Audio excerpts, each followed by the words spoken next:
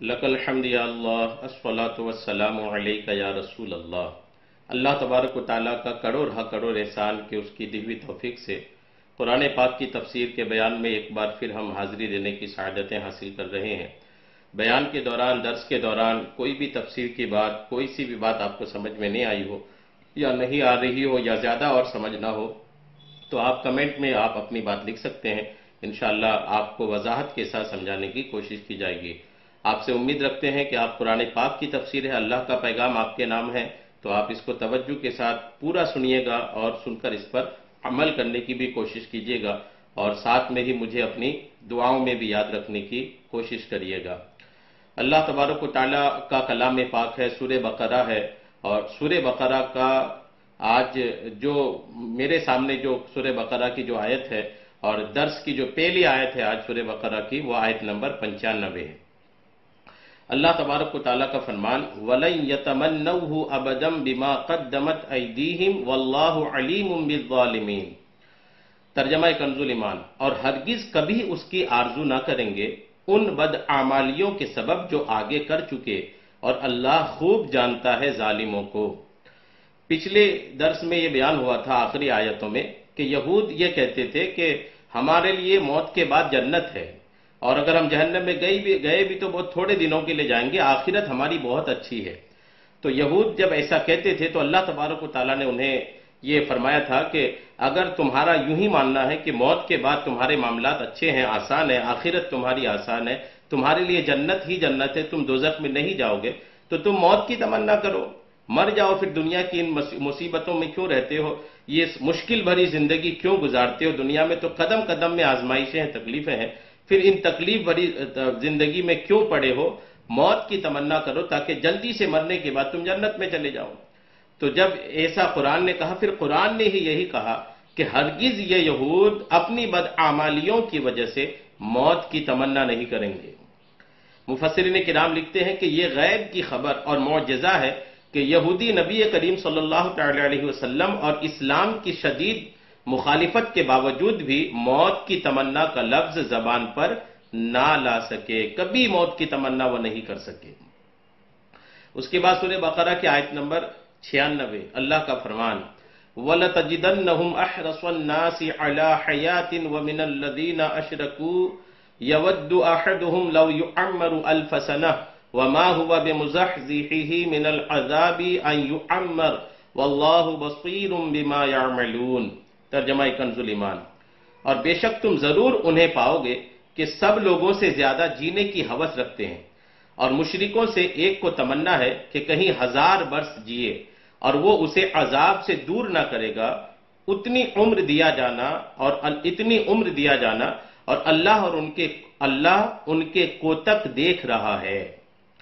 یہ ترجمہ کنز ایمان، یعنی اس آیت کے مفسرین نے اس آیت کی تفسیر میں لکھے ہیں کہ مشرکین کا ایک گروہ مجوسی ہے، آپس میں سلام کے موقع پر کہتے ہیں زے 1000 سال، یعنی 1000 سال جیو۔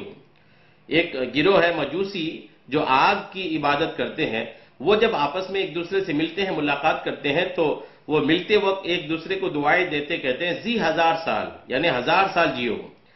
ان کے اس قول کے پیش نظر آیت کا خلاصہ یہ ہے کہ اے حبیب صلی اللہ تعالی علیہ وسلم، مجوس مشرک 1000 برس جینے کی تمنا رکھتے ہیں، اور یہودی ان سے بھی بڑھ گئے کہ انہیں جینے کی ہوس سب سے زیادہ ہے، حالانکہ اتنی عمر کا دیا جانا بھی اسے جہنم کے عذاب سے دور نہ کر سکے گا، اور اللہ تعالیٰ ان کے تمام اعمال کو خوب دیکھ رہا ہے، اور ان کا کوئی حال اللہ تعالیٰ سے چھپا ہوا نہیں ہے۔ عمر کتنی کیوں نہ مل جائے، لمبی عمر خدا کی رضا کی دلیل نہیں ہے۔ کسی کو اگر لمبی عمر مل گئی، زیادہ عمر مل گئی، تو اس کا مطلب یہ نہیں کہ خدا اس سے راضی ہے۔ خدا اس سے راضی ہے جس کے اعمال اچھے ہیں، اگرچہ زندگی کے دن کم ہو لیکن عمل اچھا ہے تو الحمدللہ اللہ تبارک و تعالیٰ اس سے راضی ہوگا، اور لمبی زندگی پا لیا لیکن اللہ کی نافرمانی والے کاموں میں اپنی زندگی کو گزارا تو ایسے شخص سے اللہ راضی نہیں ہے۔ یاد رہے کہ کفار دنیاوی زندگی پر حریص ہوتے ہیں اور موت سے بھاگتے ہیں، جبکہ مومن کی شان یہ ہے کہ وہ اگر زندگی چاہتا ہے تو صرف اس لیے کہ زیادہ نیکیاں کرے، آخرت کا توشہ، آخرت کا سامان جمع کرے، اور آخرت کا زاد راہ جمع کرنے کے لیے زندگی چاہنا اچھا ہے کہ یہ زندگی کی ہوس نہیں بلکہ آخرت کی تیاری ہے۔ نیز لمبی عمر اور زیادہ مال اللہ تعالیٰ کے راضی ہونے کی علامت نہیں بلکہ یہ تو بعض اوقات وبال کا، مصیبت کا ذریعہ بن جاتے ہیں۔ حضرت ابو بکر رضی اللہ تعالی عنہ فرماتے ہیں کہ ایک شخص نے عرض کی یا رسول اللہ صلی اللہ تعالی علیہ وسلم، لوگوں میں سب سے بہتر کون ہے؟ ارشاد فرمایا نبی کریم علیہ السلام نے، جس کی عمر لمبی ہو اور عمل نیک ہو۔ لوگوں میں بہتر وہ ہے جس کی عمر بھی لمبی ہو اور عمل بھی نیک ہو۔ اگر لمبی عمر ہے لیکن عمل نیک نہیں ہے تو پھر وہ بہترین نہیں ہے۔ اس شخص نے پھر عرض کی، لوگوں میں سب سے برا کون ہے؟ ارشاد فرمایا جس کی عمر لمبی ہو اور عمل برا ہو۔ لمبی عمر ہے لیکن عمل برا ہے، اس کے کرتوت برے ہیں، کردار برا ہے، تو پھر ایسا آدمی برے لوگوں میں سب سے برے ہیں، لوگوں میں سب سے برے ہیں وہ۔ لیکن لوگوں میں سب سے اچھا اگر بننا ہے تو لمبی عمر کے ساتھ اعمال بھی اچھے ہونے ہوں گے۔ یہ حدیث ترمذی شریف کتاب الزہد میں حدیث نمبر 2337 کے اندر موجود ہے۔ اس کے بعد سورہ بقرہ کی آیت نمبر 97، اللہ کا فرمان، قُلْ مَنْ كَانَ عَدُوًّا لِجِبْرِيلَ فَإِنَّهُ نَزَّلَهُ عَلَىٰ قَلْبِكَ بِإِذْنِ اللَّهِ مُصَدِّقًا لِمَا بَيْنَ يَدَيْهِ وَهُدًى وَبُشْرَىٰ لِلْمُؤْمِنِينَ۔ ترجمہ کنز الایمان، تم فرما دو جو کوئی جبریل کا دشمن ہو تو اس نے تو تمہارے دل پر اللہ کے حکم سے یہ قرآن اتارا، اگلی کتابوں کی تصدیق فرماتا اور ہدایت و بشارت مسلمانوں کو۔ یہودیوں کے گروہ نے، اس آیت کی تفسیر میں مفسرین لکھتے ہیں کہ یہودیوں کے ایک گروہ نے حضور سید المرسلین صلی اللہ تعالی علیہ وسلم سے کہا، آپ کے پاس آسمان سے کون فرشتہ آتا ہے؟ حضور سے آ کے کہا، آپ کے پاس کون سا فرشتہ آسمان سے آتا ہے؟ نبی اکرم صلی اللہ تعالی علیہ وسلم نے ارشاد فرمایا، میرے پاس حضرت جبریل علیہ السلام آتے ہیں۔ ابن سوریہ یہودی پیشوا نے کہا، یہودیوں کا ایک پیشوا تھا اس وقت پوچھنے والوں میں جس کا نام تھا ابن سوریہ، اس نے کہا کہ جبریل تو ہمارا دشمن ہے، عذاب، شدت اور زمین میں دھسانا وہی اتارتا ہے، کیونکہ بنی اسرائیلیوں میں کئی قوم پر عذاب آیا اور اس عذاب میں کئی طرح کے عذاب تھے اور عذاب لے کر حضرت جبریل علیہ السلام ہی آتے تھے۔ تو یہ تو انہوں نے سن رکھا تھا یہودیوں نے کہ یہ اس طرح کے جو ہمارے پروجوں پر یا ہمارے پہلے کے اسلاف پر جو عذاب آئے وہ چونکہ جبریل نہیں لے کر آئے، تو یہودی لوگ حضرت جبریل علیہ السلام کو ہی اپنا دشمن ماننے لگے۔ اور جب حضور سے پوچھا کہ آپ کے پاس کون سے فرشتے آتے ہیں تو حضور نے جب ارشاد فرمایا کہ میرے پاس جبریل تشریف لاتے ہیں تو وہ کہنے لگے کہ جبریل تو ہمارے دشمن ہیں، اور پہلے بھی یہود کہنے لگے پہلے بھی کئی مرتبہ ہم سے وہ دشمنی کر چکا ہے۔ یہ ان کی عجب ایک بچکانی حرکت تھی۔ اگر آپ صلی اللہ تعالی علیہ وسلم کے پاس حضرت میکائیل علیہ السلام آتے تو ہم آپ صلی اللہ تعالی علیہ وسلم پر ایمان لے آتے۔ یہود اپنا بچکانہ پن دکھاتے کہنے لگے کہ اگر آپ کے پاس جبریل نہیں میکائیل آتے تو ہم آپ پر ایمان لے آتے۔ جبریل نے ہمارا بہت نقصان کیا ہے، ہم لوگوں پر کئی بار ہماری قوم پر انہوں نے عذاب لایا ہے، تو جبریل ہمارے دشمن ہے معاذ اللہ۔ یہ جو تفسیر میں نے آپ کو عرض کیا، یہ تفسیر قرطبی سورہ بقرہ آیت نمبر 97 کے تحت یہ تفسیر لکھی ہے، اور تفسیر خازن میں بھی یہی باتیں لکھی ہے۔ یہودیوں کی یہ بات سراسر جہالت تھی، کیونکہ حضرت جبریل علیہ السلام تو جو چیز بھی لائے وہ اللہ تعالیٰ کے حکم سے تھی۔ جبریل کو دشمن بنانے کا کیا مطلب ہے؟ چونکہ جبریل نے جو کچھ بھی لایا، عذاب لایا، سزا لایا، چیخ و پکار، شدت، جو کچھ بھی دھسانے وغیرہ کے عذاب لے آئے جبریل علیہ السلام، وہ تو اللہ کے حکم سے تھے۔ تو حقیقت میں یہ اللہ تعالیٰ سے دشمنی تھی، جبریل سے نہیں، حقیقت میں اللہ سے دشمنی تھی۔ بلکہ اگر یہودی انصاف کرتے تو حضرت جبریل امین علیہ السلام سے محبت کرتے اور ان کے شکر گزار ہوتے کہ وہ ایسی کتاب لائے جس سے ان کی کتابوں کی تصدیق ہوتی ہے۔ اگر انصاف پسند ہوتے یہودی نا تو پہلی فرصت میں وہی لوگ اسلام لاتے، کیونکہ الحمدللہ اسلام کے پاس جو مذہبی کتاب ہے قرآن پاک، یہ قرآن تو الحمدللہ یہودیوں کی کتابوں کی بھی تصدیق کرتا ہے، توریت کی تصدیق کرتا ہے، زبور کی تصدیق کرتا ہے، انجیل کی تصدیق کرتا ہے۔ تو جب بنی اسرائیلیوں کی کتابوں کی تصدیق کرتا قرآن آیا تو اگر وہ حق پسند اور انصاف پسند ہوتے تو پہلی فرصت میں وہ اسلام لاتے، لیکن وہ اسلام قبول نہیں کیے۔ جب وہ جبریل سے دشمنی کا اظہار کیا تو اللہ تبارک و تعالیٰ نے فرمایا سورہ بقرہ کی آیت نمبر 98، من کان عدوا للہ وملائکتہ ورسلہ وجبریل ومیکال فَإِنَّ اللَّهَ عَدُوٌّ لِّلْكَافِرِينَ، ترجمہ کنز ایمان، اور جو کوئی دشمن ہو اللہ اور اس کے فرشتوں اور اس کے رسولوں اور جبریل اور میکائیل کا، تو اللہ دشمن ہے کفار کا، ہے نا؟ یعنی وہ اس دشمنی میں کیا معاملہ ہے، مفسرین لکھتے ہیں کہ اس سے معلوم ہوا کہ انبیاء کرام علیہم الصلاۃ اور فرشتوں سے دشمنی کفر اور غضب الہی کا سبب ہے، اور محبوبان حق سے دشمنی خدا عز و جل سے دشمنی کرنا ہے۔ حضرت جبریل علیہ السلام انبیاء کرام علیہم الصلاۃ کے خادم ہیں، ان کا دشمن رب تعالیٰ کا دشمن ہے۔ یہ بھی معلوم ہوا کہ ایک فرشتے سے عداوت یعنی دشمنی، سارے فرشتوں سے عداوت یعنی دشمنی ہے۔ یہی حال انبیاء کرام علیہم السلام اور اولیاء عظام رحمہ اللہ السلام رحمت اللہ تعالی علیہم سے عداوت رکھنے کا ہے۔ یعنی اگر ولیوں میں سے کسی ایک ولی سے بھی دشمنی رکھا نا تو سب سے دشمنی رکھنے کی طرح ہے۔ حضرت ابو ہریرہ رضی اللہ تعالی عنہ سے روایت ہے، حضور اقدس صلی اللہ تعالی علیہ وسلم فرماتے ہیں کہ اللہ تعالیٰ نے فرمایا، جو میرے کسی ولی سے دشمنی کرے اسے میں نے لڑائی کا اعلان کر دیا۔ یعنی اولیاء کرام کی دشمنی رب سے جنگ مول لینے کے برابر ہے۔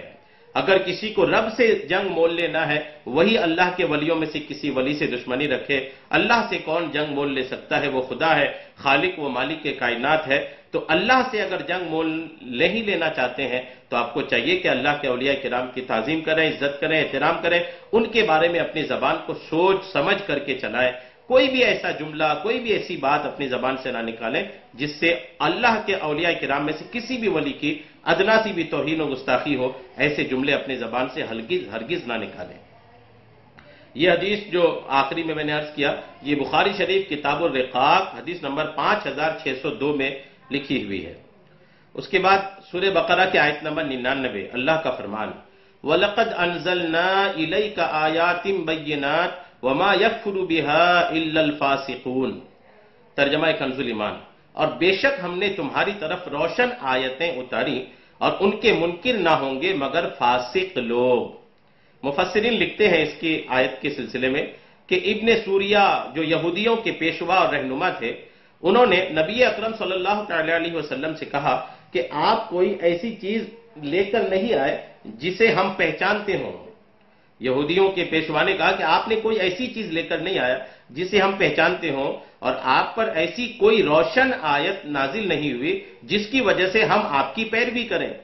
اللہ تعالیٰ نے اس کا رد کرتے ہوئے ارشاد فرمایا کہ اے حبیب صلی اللہ تعالی علیہ وسلم، ہم نے آپ کی طرف روشن آیتیں نازل فرمائی ہیں جن میں حلال، حرام اور حدود وغیرہ کے احکام واضح اور تفصیل سے بیان کیے گئے ہیں، اور ان آیتوں کا انکار وہی کرتا ہے جو ہمارے احکامات کی اطاعت نہیں کرتا۔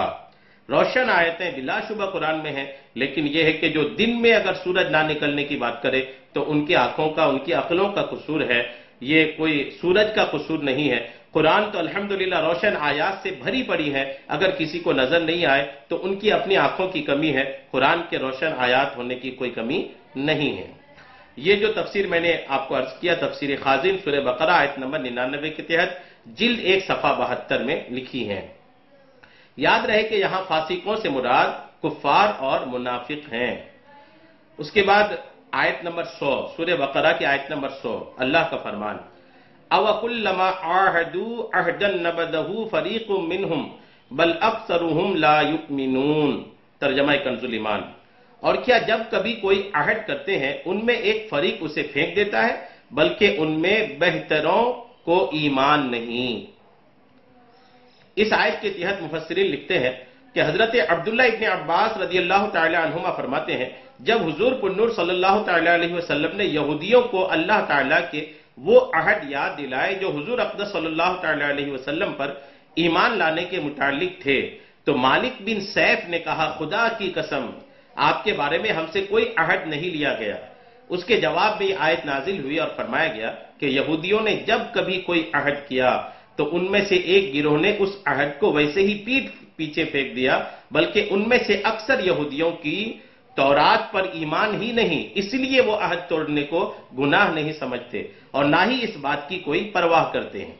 یہ تفسیر کی باتیں تفسیر خازن سورہ بقرہ آیت نمبر 100 کے تحت لکھی ہے۔ بعض مفسرین نے فرمایا کہ یہودیوں نے یہ عہد کیا تھا کہ جب نبی کریم صلی اللہ تعالی علیہ وسلم کا ظہور ہوگا تو ہم ان پر ایمان ضرور لائیں گے اور عرب کے مشرکوں کے خلاف ہم ضرور ان کے ساتھ ہوں گے۔ لیکن جب حضور اقدس صلی اللہ تعالی علیہ وسلم نے اپنی نبوت کا اعلان فرمایا تو یہودیوں نے آپ صلی اللہ تعالی علیہ وسلم پر ایمان لانے کی بجائے انکار کر دیا۔ اسی پر یہ آیت نازل ہوئی۔ جب تک حضور تشریف نہیں لائے تھے یہودیوں میں تیاری تھی حضور پر ایمان لانے کی، آخری نبی پر ایمان لانے کی، اور یہ آخری نبی کے وسیلے سے وہ دعائیں کرتے تھے حضور کے تشریف لانے سے پہلے، خوب چرچے تھے ان کے درمیان، یہاں تک کہ عرب میں ان کا ارادہ تھا کہ پہلے ہی ہم ایمان لے آئیں گے اور عرب کے مشرکین پر ہم حاوی ہو جائیں گے۔ اس طرح کے ان کے ارادے تھے، پلاننگ تھی، یہاں تک کہ خوب چرچے تھے پیارے آقا علیہ السلام کے۔ اور یہود تو اپنی مجلسوں میں حضور کا ذکر کرتے تھے، اپنے کاموں میں حضور علیہ السلام کے وسیلے سے دعائیں مانگتے تھے، جنگوں میں دعا مانگتے تھے، اور حضور کے نام کے وسیلے کی برکت سے انہیں جنگ میں فتح بھی ملتی تھی۔ یہ سب کچھ تب تھا جب حضور آئے نہیں تھے دنیا میں، اور جیسے ہی آقا تشریف لائے پھر آقا نے اعلان نبوت کیا تو یہودیوں میں سے اکثر کی تعداد جو ہے وہ حضور علیہ السلام کو ماننے سے انکار کر دیے۔ وہ صرف اس وجہ سے کہ ان کی چاہت یہ تھی کہ آخری نبی بھی بنی اسرائیل میں آتے، اور حضور علیہ السلام الحمدللہ بنی اسماعیل میں آئے۔ اللہ جن کو جو عزت، جو منصب، جو مرتبہ عطا فرما دے، رب کی قدرت ہے۔ بہت سارے انبیاء کرام بنی اسرائیل کو عطا کیے گئے، اب جب بنی اسماعیل میں ایک ہی نبی تشریف لائے وہ بھی ہمارے آقا علیہ السلام الحمدللہ، تو یہ تو رب کا کرم ہے بنی اسماعیلیوں پر، تو یہ رب کے کرم پر حسد کرنے کا کیا معنی رکھتا ہے؟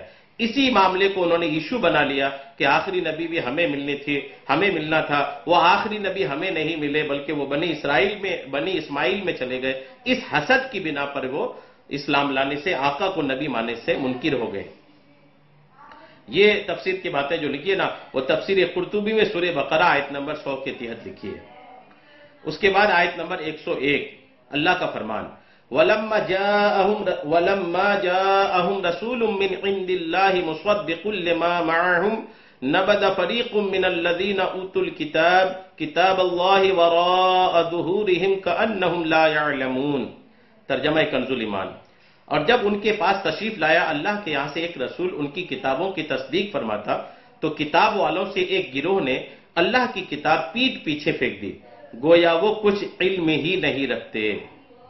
مفسرین لکھتے ہیں اس آیت کے تحت کہ یہاں رسول سے مراد سرکار دو عالم صلی اللہ تعالی علیہ وسلم ہیں، اور چونکہ آپ صلی اللہ تعالی علیہ وسلم توریت، زبور وغیرہ کی تصدیق فرماتے تھے اور خود ان کی کتابوں میں بھی حضور پنور صلی اللہ تعالی علیہ وسلم کی تشریف آوری کی بشارت اور آپ صلی اللہ تعالی علیہ وسلم کے اوصاف و احوال کا بیان تھا، اس لیے حضور انور صلی اللہ تعالی علیہ وسلم کی تشریف آوری اور آپ صلی اللہ تعالی علیہ وسلم کا وجود مبارک ہی ان کتابوں کی تصدیق ہے۔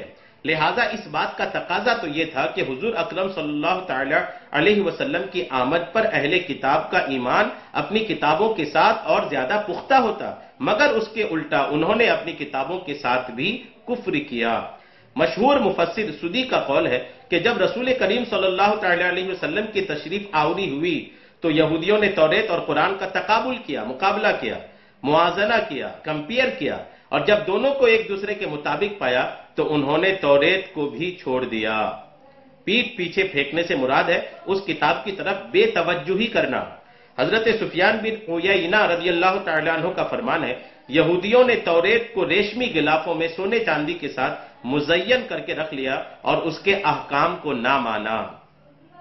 یہودیوں کے لیے ایک بڑا موقع تھا جب حضور علیہ السلام تشریف لائے تھے، بڑا موقع تھا ان کے پاس اپنی کتاب کی بھی تصدیق کی کہ جیسی باتیں انہوں نے توریت میں پڑھی تھی آخری نبی کی، وہ ساری باتیں جب آخری نبی کے اندر وہ پاتے اور آخری نبی کے زمانے کے تعلق سے، ان کے حلیے کے تعلق سے، بدن کے خوبصورتی، بالوں کا انداز، چلنے بولنے کا انداز، جو بھی نشانیاں انہوں نے توریت میں پڑھا تھا وہ ساری نشانیاں جب آخری نبی میں پاتے تو جہاں وہ ان کو آخری نبی ملتے وہیں ان کی اپنی کتاب کی بھی تصدیق ہو جاتی کہ یہ کتاب برسہ برس سے پہلے جو اس کتاب میں لکھی ہے وہ بالکل ویسے ہی ہو کے رہی ہے۔ تو ان کی کتاب پر بھی ان کا ایمان مضبوط ہونا چاہیے تھا اور رسول اللہ کو بھی ان کو ماننا تھا، لیکن شومی قسمت کہ وہ اپنی بدعمالیوں کے بدلے ایسے معاملات میں پڑ گئے کہ وہ اپنی کتاب بھی چھوڑ دیے اور رسول اللہ کو بھی چھوڑ دیے۔ اپنی کتاب تو یوں چھوڑے کہ انہوں نے اپنی کتاب کی بتائی ہوئی نشانیوں کا منکر ہو گئے۔ حضور کا انکار کرنا ان کی اپنی کتابوں کی نشانیوں کا انکار کرنا ہے۔ تو جب وہ اپنی کتاب کے بھی انکار کر دیے تو جو اپنی کتاب کے نہیں ہوئے، اپنے گھر کے نہیں ہوئے، تو کسی اور کے کیا ہوں گے؟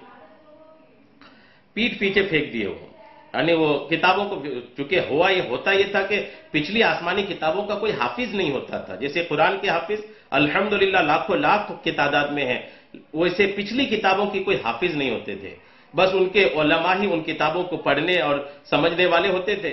تو جب ان کے علماء ہی بگڑ گئے تو انہوں نے کتابوں کو بند کر کے رکھ دیا اور اپنے منمانے طور پر بھی وہ توریت کی طرف منسوب کر کے باتیں بیان کرنا شروع کر دی، یہ انداز کر دیا انہوں نے، اپنی کتاب کے ساتھ بھی انہوں نے ظلم کیا۔ اس سے معلوم ہوا کہ اللہ تعالیٰ کی کتاب پر عمل نہ کرنا اسے پیٹھ پیچھے پھینکنے کے مترادف ہے، اگرچہ اسے روز پڑھے اور اچھے کپڑوں میں لپیٹ کر رکھے۔ جیسے یہودی توریت کی بہت تعظیم کرتے تھے، مگر حضور پنور صلی اللہ تعالی علیہ وسلم پر ایمان نہ لائے تو اس پر عمل نہ کیا گیا، گویا اسے پسے پشت ڈال دیا۔ آج کے مسلمانوں کا حال بھی اس سے بہت مشابہ ہے کہ قرآن پاک کے عمدہ سے عمدہ اور نفیس نسخے گھروں اور مسجدوں میں الماریوں کی زینت تو ہیں، ریشمی غلاف بھی ان پر موجود ہیں، لیکن پڑھنے، سمجھنے اور عمل کرنے کی حالت یہ ہے کہ ان الماریوں اور ریشمی غلافوں پر گرد کی تہ جم چکی ہے، دھول کی تہ جم چکی ہے، اور حقیقتاً وہ گرد ان غلافوں پر نہیں بلکہ مسلمانوں کے دلوں پر جمی ہوئی ہے۔ آج کہاں ہے وہ مسلمان جنہیں قرآن کے حلال و حرام کا علم ہو اور جنہیں اسلامی اخلاق کا پتہ ہو، جن کے دل اللہ تعالیٰ کی آیات سن کر ڈر جاتے ہوں اور ان کے اعضاء اللہ تعالیٰ کے خوف سے کانپ اٹھتے ہوں، جن کے دل و دماغ پر قرآن کے انوار چھائے ہوئے ہوں؟ افسوس ایسے لوگ ملتے نہیں ہیں۔ آج ہمارا بھی یہی حال ہے کہ ہم نے قرآن کو رکھ دیا، قرآن کی عزت تو تعظیم تو بہت کرتے ہیں، اس پر عطر لگاتے ہیں، ان کو غلاف میں لپیٹ کے رکھتے ہیں، خوبصورت جگہ، عظمت و شان والی جگہ رکھتے ہیں، یہ سب کچھ کریں، لیکن ان سب کے ساتھ ساتھ ان سے بھی زیادہ ضروری چیز یہ ہے کہ آپ قرآن کے بتائے ہوئے راستے کے مطابق اپنی زندگی کو گزاریں، اور قرآن کے بتائے ہوئے راستے پر زندگی گزارنے کے لیے آپ کو قرآن سمجھنا ضروری ہے۔ آپ کو قرآن سمجھانے کے لیے ہی ہم مسلسل یہ بیانات ریکارڈ کر رہے ہیں کہ آپ قرآن کو شروع سے آخر تک دیکھیں، سمجھیں۔ آپ یہی ایک ذریعہ نہیں ہے، میں نہیں کہا کہ یہی ایک ذریعہ ہے۔ الحمدللہ آپ اردو جانتے ہو تو قرآن پاک کی تفسیر، ترجمے اردو میں بازار میں ہیں، آپ اس کو لیں، پڑھیں۔ علماء کرام آپ جہاں پر رہتے ہیں، آپ اپنے محلے کے امام کے رابطے میں رہیں، ان سے قرآن کو سمجھنے کی کوشش کریں، علماء کی رہنمائی میں ہی قرآن کو سمجھنے کی کوشش کریں۔ انشاءاللہ قرآن سمجھیں گے تو آپ کو ثواب بھی ملے گا، ثواب کے ساتھ ساتھ انشاءاللہ آپ کو عمل کے جذبے بھی آپ کے بیدار ہوتے رہیں گے۔ کسی شاعر نے کہا ہے، وہ معزز تھے زمانے میں مسلمان ہو کر، ہم خوار ہوئے تاریخ قرآن ہو کر۔ اس آیت سے اشارتاً معلوم ہوا کہ قرآن شریف کی طرف پیٹھ نہیں کرنی چاہیے کہ یہ بے رخی اور بے توجہی کی علامت ہے، اور یہ بھی معلوم ہوا کہ بے عمل آدمی جاہل کی طرح ہوتا ہے، بلکہ اس سے بھی بدتر ہے۔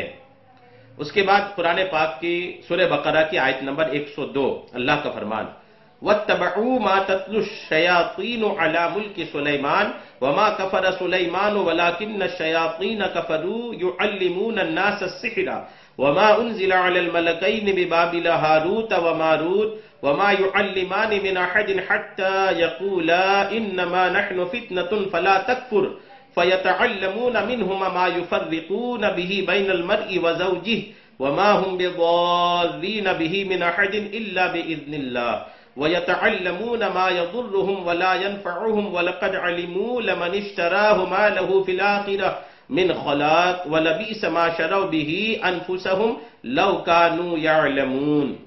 یہ آیت نمبر 102 ہے، ترجمہ کنز الایمان۔ اور اس کے پیرو ہوئے جو شیطان پڑھا کرتے تھے سلطنت سلیمان کے زمانہ میں، اور سلیمان نے کفر نہ کیا، ہاں شیطان کافر ہوئے، لوگوں کو جادو سکھاتے ہیں، اور وہ جادو جو بابل میں دو فرشتوں ہاروت و ماروت پر اترا، اور وہ دونوں کسی کو کچھ نہ سکھاتے جب تک یہ نہ کہہ لیتے کہ ہم تو نری آزمائش ہیں، تو اپنا ایمان نہ کھو، تو ان سے سیکھتے وہ جس سے جدائی ڈالیں مرد اور اس کی عورت میں، اور اس سے ضرر نہیں پہنچا سکتے کسی کو مگر خدا کے حکم سے، اور وہ سیکھتے ہیں جو انہیں نقصان دے گا، نفع نہ دے گا، اور بے شک ضرور انہیں معلوم ہے کہ جس نے یہ سودا لیا آخرت میں اس کا کچھ حصہ نہیں، اور بے شک کیا بری چیز ہے وہ جس کے بدلے انہوں نے اپنی جانیں بیچی، کسی طرح انہیں علم ہوتا۔ یہ اس آیت کا ترجمہ تھا۔ تفسیر بڑے دلچسپ ہیں اس آیت کے، آپ اس کو توجہ سے سنیے۔ پہلے اس آیت کا شان نزول لیجئے۔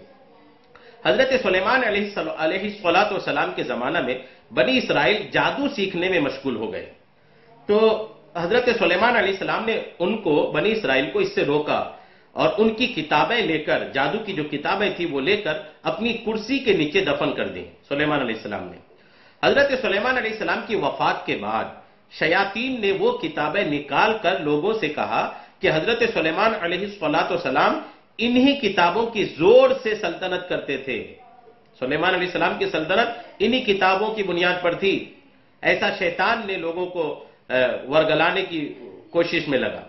بنی اسرائیل کے نیک لوگوں اور علماء نے تو اس کا انکار کیا، لیکن ان کے جاہل جادو کو حضرت سلیمان علیہ السلام کا علم مان کر اس کے سیکھنے پر ٹوٹ پڑے۔ انبیاء کرام علیہ السلام کی کتابیں چھوڑ دی، نبیوں کی کتابیں چھوڑ دی، کرسی کے نیچے جادو کی کتابیں جو سلیمان علیہ السلام نے جادو نہیں سیکھنے کے لیے دفن کیا تھا، انہی کتابوں کو لے کر انہی کتابوں کو سیکھنے میں پڑ گئے اور حضرت سلیمان علیہ السلام پر ملامت شروع کی۔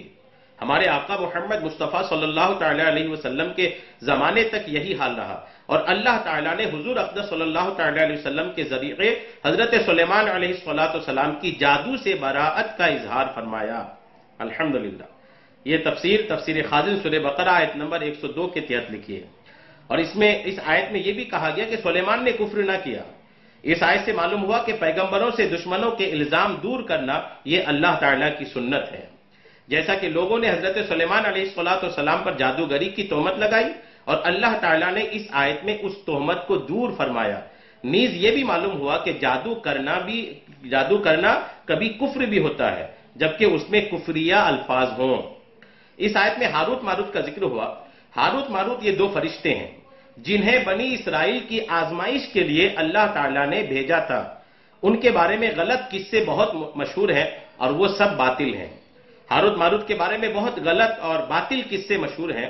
یہ بات تفسیر خازن سورہ بقرہ آیت نمبر 102 کے تحت لکھی ہے۔ اعلیٰ حضرت امام احمد رضا خان رحمۃ اللہ علیہ نے ہاروت ماروت کے بارے میں جو کلام فرمایا اس کا خلاصہ یہ ہے کہ ہاروت اور ماروت کا واقعہ جس طرح عوام میں مشہور ہے، ائمہ کرام اس کا شدید اور سخت انکار کرتے ہیں۔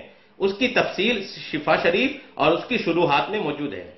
یہاں تک کہ امام اجل قاضی عیاض رحمۃ اللہ علیہ نے فرمایا کہ ہاروت اور ماروت کے بارے میں یہ خبریں یہودیوں کی کتابوں اور ان کی گڑی ہوئی باتوں میں سے ہیں، اور راجح یہی ہے کہ ہاروت ماروت دو فرشتے ہیں جنہیں اللہ تعالیٰ نے مخلوق کی آزمائش کے لیے مقرر فرمایا کہ جو جادو سیکھنا چاہے اسے نصیحت کرے کہ انما نحن فتنۃ فلا تکفر۔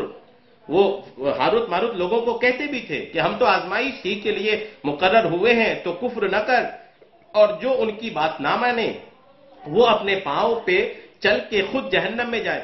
یہ فرشتے اگر اسے جادو سکھاتے ہیں تو وہ فرما برداری کر رہے ہیں، نہ کہ نافرمانی کر رہے ہیں۔ یہ شفا شریف میں الحمدللہ یہ لکھا ہے، صفحہ نمبر 185 سے 186 کے اندر، اور فتاوی رضویہ شریف کے جلد نمبر 26 صفحہ 397 میں بھی یہ باتیں لکھی ہیں۔ فرشتوں کی عصمت کے تعلق سے بھی کچھ سن لیں۔ فرشتوں کے بارے میں عقیدہ یہ ہے کہ یہ گناہوں سے معصوم ہوتے ہیں۔ ہاروت ماروت چونکہ دونوں فرشتے ہیں، اور فرشتوں کے تعلق سے آپ یاد رکھیے کہ فرشتوں کے بارے میں عقیدہ یہ ہے کہ یہ گناہوں سے معصوم ہوتے ہیں۔ اللہ تبارک و تعالیٰ نے سورہ تحریم آیت نمبر 6 میں فرمایا کہ وہ فرشتے اللہ کے حکم کی نافرمانی نہیں کرتے اور وہی کرتے ہیں جو انہیں حکم دیا جاتا ہے۔ سورہ نحل آیت نمبر 49 اور 50 میں اللہ نے فرمایا اور فرشتے غرور نہیں کرتے، وہ اپنے اوپر اپنے رب کا خوف کرتے ہیں اور وہی کرتے ہیں جو انہیں حکم دیا جاتا ہے۔ امام فخر الدین رازی رحمۃ اللہ علیہ فرماتے ہیں اس آیت سے ثابت ہوا کہ فرشتے تمام گناہوں سے معصوم ہیں، کیونکہ اللہ تعالیٰ کا یہ فرمانا کہ وہ غرور نہیں کرتے اس بات کی دلیل ہے کہ فرشتے اپنے پیدا کرنے والے اور اپنے بنانے والے کے اطاعت گزار ہیں، اور وہ کسی بات اور کسی کام میں بھی اللہ تعالیٰ کی مخالفت نہیں کرتے۔ تفسیر کبیر میں جلد نمبر 5 الحمدللہ میں یہ باتیں لکھی ہے، اور پھر اس کے بعد اس آیت میں ایک ذکر ہے فلا تکفر، تو کفر نہ کر۔ ہاروت ماروت کے پاس جو شخص جادو سیکھنے آتا تو یہ سکھانے سے پہلے ہی ان لوگوں کو نصیحت کرتے ہوئے فرماتے جادو سیکھ کر اور اس پر عمل کر کے اور اس کو جائز و حلال سمجھ کر اپنا ایمان ضائع نہ کر۔ اگر وہ ان کی بات نہ مانتا تو یہ اسے جادو سکھا دیتے۔ علماء کرام نے جادو کی کئی تعریفیں بیان کی ہیں، ان میں سے ایک یہ ہے کہ کسی شریر اور بدکار شخص کا مخصوص عمل کے ذریعے عام عادت کے خلاف کوئی کام کرنا، یہ جادو کہلاتا ہے۔ جادو کی یہ جو تعریف علماء نے لکھی، آپ اس کو دوبارہ سن کر اس کو اپنے دل میں بٹھا لیجئے۔ علماء لکھتے ہیں کہ ان میں سے ایک یہ ہے کہ کسی شریر، جادو کی تعریف یہ ہے کہ کسی شریر اور بدکار شخص کا مخصوص عمل کے ذریعے عام عادت کے خلاف کوئی کام کرنا جادو کہلاتا ہے۔ عام عادتیں جو جس طریقے سے ہیں اس کے خلاف کرنا یہ جادو کہلاتا ہے۔ یہ شرح المقاصد میں تعریف لکھی ہے۔ جادو فرما بردار اور نافرمان لوگوں کے درمیان امتیاز کرنے اور لوگوں کی آزمائش کے لیے نازل ہوا ہے۔ جو اس کو سیکھ کر اس پر عمل کرے کافر ہو جائے گا، بشرطے کہ اس جادو میں ایمان کے خلاف کلمات اور افعال ہوں، اور اگر کفریہ کلمات و افعال نہ ہو تو کفر کا حکم نہیں ہے۔ یہاں مزید 3 مسئلے یاد رکھیں۔ جو جادو کفر ہے اس کا عامل اگر مرد ہو تو اسے قتل کر دیا جائے گا، اور جو جادو کفر نہیں مگر اس سے جانیں ہلاک کی جاتی ہے تو اس کا عامل ڈاکو کے حکم میں ہے، مرد ہو یا عورت، یعنی اس کی سزا بھی قتل ہے۔ اگر جادوگر توبہ کرے تو اس کی توبہ قبول ہے۔ تفسیر مدارک میں سورہ بقرہ آیت نمبر 102 کے تحت لکھی ہے۔ احادیث میں جادو کی بہت مذمت بیان کی گئی ہے۔ چنانچہ حضرت عثمان بن ابی عاص رضی اللہ تعالیٰ عنہ فرماتے ہیں کہ میں نے حضور پنور صلی اللہ تعالیٰ علیہ وسلم کو ارشاد فرماتے سنا، اللہ تعالیٰ کے نبی حضرت داؤد علیہ السلام رات کی ایک گھڑی اپنے گھر والوں کو بیدار کرتے اور ارشاد فرماتے، اے آل داؤد اٹھو اور نماز پڑھو، کیونکہ اس گھڑی اللہ تعالیٰ جادوگر اور ناحق ٹیکس لینے والے کے علاوہ ہر ایک کی دعا قبول فرماتا ہے۔ مسند امام احمد کی حدیث ہے۔ حضرت ابو موسیٰ اشعری رضی اللہ تعالیٰ عنہ سے روایت ہے، حضور اقدس صلی اللہ تعالیٰ علیہ وسلم نے ارشاد فرمایا، شراب کا عادی، جادو پر یقین رکھنے والا اور قطع رحم کرنے والا جنت میں داخل نہیں ہوگا۔ یہ صحیح ابن حبان کی حدیث پاک ہے۔ یاد رہے کہ یہاں جادوگر کے بارے میں جو سزائیں بیان کی گئی، یہ سزائیں دینا صرف اسلامی حکومت کا کام ہے، عوام الناس کو قانون اپنے ہاتھ میں لینے کی اجازت نہیں۔ البتہ ہر ایک کو چاہیے کہ جادو کرنے والوں سے دور رہے۔ نیز جادو سے متعلق مزید تفصیل جاننے کے لیے کتاب جہنم میں لے جانے والے اعمال کی 2 جلد کا مطالعہ فرمائیں۔ اس کے بعد وما ہم بضارین، اور وہ نقصان پہنچانے والے نہیں۔ اس آیت سے چند مسائل معلوم ہوئے۔ مؤثر حقیقی، پہلی بات تو یہ ہے کہ مؤثر حقیقی اللہ تعالیٰ ہے، اور اسباب کی تاثیر اللہ تعالیٰ کی مشیت یعنی چاہنے کے تحت ہے، یعنی اللہ عز و جل چاہے تو ہی کوئی شے اثر کر سکتی ہے۔ اگر اللہ تعالیٰ نہ چاہے تو آگ نہ جلا سکے، پانی پیاس نہ بجھا سکے اور دوا شفا نہ دے سکے۔ جادو بھی تبھی اثر کرتی ہے جب اللہ چاہتا ہے۔ جادو میں اثر ہے اگرچہ اس میں کفریہ کلمے ہوں، اگرچہ جادو میں کفریہ کلمات ہوں، لیکن جادو میں اثر ہوتا ہے۔ لیکن وہ اثر تب دکھاتا ہے جب خدا چاہتا ہے۔ جب جادو میں نقصان کی تاثیر ہے تو قرآنی آیات میں ضرور شفا کی تاثیر ہے۔ یوں ہی جب کفار جادو سے نقصان پہنچا سکتے ہیں تو خدا کے بندے بھی کرامت کے ذریعے نفع پہنچا سکتے ہیں، جیسے حضرت عیسیٰ علیہ السلام کا بیماروں، اندھوں اور کوڑیوں کو شفا بخشنا خود قرآن مجید میں موجود ہے۔ الحمدللہ جادو کے تعلق سے کچھ ضروری باتیں تھیں اور دیگر بھی باتیں الحمدللہ بیان ہوئی۔ آیت نمبر 102 تک الحمدللہ آج تفسیر بیان کرنے کی ہم نے سعادتیں حاصل کی۔ اللہ تبارک و تعالیٰ قرآن پاک کی تفسیر سمجھنے، اس پر عمل کرنے کی ہم سب کو توفیق عطا فرمائے۔ آمین بجاہ النبی الامین صلی اللہ تعالی علیہ وسلم۔